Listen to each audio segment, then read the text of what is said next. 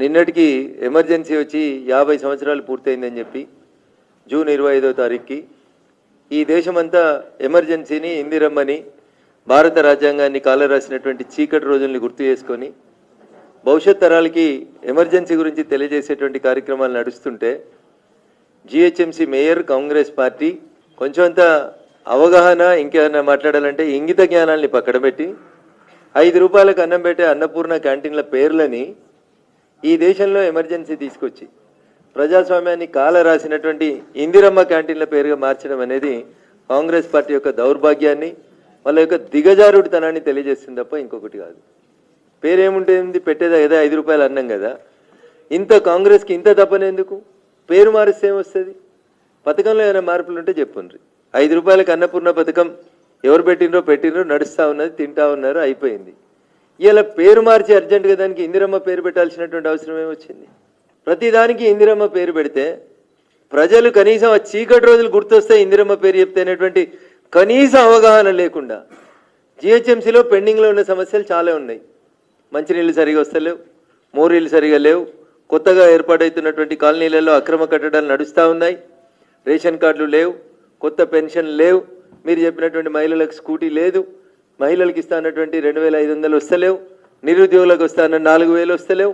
వీటి గురించి మాట్లాడితే జిహెచ్ఎంసీ మేయర్ గారు ఏమైనా అందంగా ఉండేది, లేదా ప్రజల నిత్యావసరాలు, ప్రజల సౌకర్యాలు ఇంకా బోరబండకెళ్ళి ఇంతగా కొంతమంది వచ్చి ఇచ్చిపోయినారు. ఒక బస్తీలో స్ట్రీట్ లైట్లు లేవని దరఖాస్తు వస్తూ ఉంది. మేయర్గా మీరు ఏమైనా పని చేయాలంటే స్ట్రీట్ లైట్ల గురించి చూడండి. వీధి కుక్కలు చిన్న చిన్న పిల్లల మీద దాడి చేసి కరిసి చంపేస్తున్నాయి అనేటువంటి వార్తలు వస్తే కళ్ళకెళ్ళి నీళ్ళు వస్తున్నాయి. అమ్మ మేయర్ గారు మీరు స్పందించాల్సింది వాటి మీద. అన్నపూర్ణ క్యాంటీన్ తీసుకుపోయి ఇందిరమ్మ క్యాంటీన్ అని పేరు మార్చినంత మాత్రాన జిహెచ్ఎంసీకి ఏం ఫలితం కాదు, కాంగ్రెస్ ప్రభుత్వానికి పెద్దగా వచ్చేటువంటి క్రెడిట్ కూడా ఏం కనబడతలేదు. ఇక్కడ ఇందిరమ్మ ఇండ్లు ఈ ఊర్లో అందరు గరీబులకు వచ్చినాయా, కాంగ్రెస్ వాళ్ళకి వచ్చినాయా అని అడుగుండ్రు. ఇగో ఇది మీ పనితీరుకు దర్పణం. బువ్వ ఉడికిందా లేదా అంటే అవన్నీ మెతుకులు విసుకాల్సిన అవసరం లేదు. ఒక్క ఊరిని శాంపుల్గా చెక్ చేయమని చెప్పి ముఖ్యమంత్రి గారికి వారి సొంత నియోజకవర్గంలో ఒక్కసారి చూడమని చెప్పి ఈ సందర్భంగా నేను ముఖ్యమంత్రి గారికి విజ్ఞప్తి చేస్తూ, పేర్లు మార్చడం వల్ల, పేర్లు గొప్ప గొప్ప పేర్లు పెట్టడం వల్ల ఈ రాష్ట్రంలో వచ్చేటువంటి ఫలితం ఏం లేదు. ప్రజలు చాలా ఇబ్బంది పెడతా ఉన్నారు. ప్రజలు పడుతున్నటువంటి ఇబ్బందుల్ని దృష్టిలో పెట్టుకోండి. మీతోటి అడ్మినిస్ట్రేషన్ చేతనైతే లేదని ప్రజలు అనుకుంటున్నారు. కనీసం స్థానిక సంస్థలకు కూడా ఎన్నికలు పెట్టేటువంటి పరిస్థితి లేదు మీకు. కోర్టులు చెప్తే కూడా కనీసం పెట్టేటువంటి పరిస్థితి లేదు. కాబట్టి కాంగ్రెస్ పార్టీకి ప్రజల పట్ల ప్రేమ ఉంటే ప్రతి పథకానికి ఇందిరమ్మ అని పేరు పెట్టి ప్రజల మీద ఎమర్జెన్సీ లాగా బలవంతం సంసారాన్ని రుద్దేటువంటి కార్యక్రమాలని చేయొద్దని కాంగ్రెస్ పార్టీకి హితవు చెప్తూ, రోజు దినపత్రికలలో ఫ్రంట్ పేజీల కోసం, ఫ్రంట్ లైన్ వార్తల కోసం పనిచేస్తూ ఉంది ఈ ప్రభుత్వం తప్ప నిజంగా గ్రౌండ్ రియాలిటీలో ఏం జరుగుతలేదని ప్రజలు అనుకుంటున్నారు. పార్టీ కార్యాలయంలో ఎన్నికైనటువంటి ప్రజాప్రతినిధులు కూర్చొని ప్రజా సమస్యలు వినాలనేటువంటి కార్యక్రమాన్ని చేపట్టిన తర్వాత భారతీయ జనతా పార్టీ ప్రజాప్రతినిధుల మీద బాధ్యత, బరువు మరింత పెరిగినాయి. మా నాయకుడు గౌరవనీయులు ప్రధానమంత్రి గారు చెప్పినట్టు మేము ప్రజల్ని పాలించేందుకు రాలేదు, ప్రజలకి సేవ చేయడానికి వచ్చినాం అనేటువంటి మాటను పెట్టుకొని, అన్న డోంట్ మిస్అండర్స్టాండ్ మీడియా మిత్రులు, కాంగ్రెస్ చేసేది షేవ్ అన్న, మేము చేసేది సేవ్. షేవ్కి సేవ్కి మధ్యలో ఉన్న అక్షరం ఒకటే ఒకటి, హెచ్ ఎక్కువ ఉంటుంది. కాంగ్రెస్ చేసేది షేవ్, SHAVE కాంగ్రెస్ చేస్తుంది, SAVE సేవ్ మేము చేస్తామన్నా. సో తెలంగాణ ప్రజలకు అర్థం చేసుకోవాల్సిన అవసరాన్ని, విజ్ఞప్తిని ప్రజల ముందు ఉంచుతూ, మేము సేవ్ చేసేటోళ్ళం, వాళ్ళు షేవ్ చేసేటోళ్ళు. అందుకని సేవ చేసేటోళ్ళ దగ్గరికి రండి, సేవ్ చేసేటోళ్ళ దగ్గరికి రండి, షేవ్ చేసేటోళ్ళ దగ్గరికి పోవద్దని ప్రజలకు అప్పీల్ చేస్తూ సెలవు తీసుకుంటా ఉన్నాం. ఇప్పుడు కాంగ్రెస్లోనే కొంతమంది ఎమ్మెల్యేలు మాత్రం కూడా ఆఫ్ ది రికార్డులో చెప్తున్నా.